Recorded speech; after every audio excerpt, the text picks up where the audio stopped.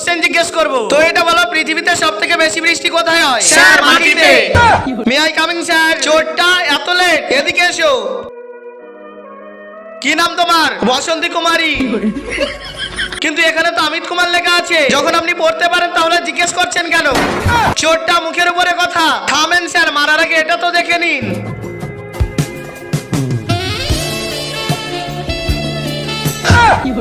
বেটা তুমি দেরি করোনি, এরা তাড়াতাড়ি চলে এসেছে। যাও গিয়ে বসে বসো।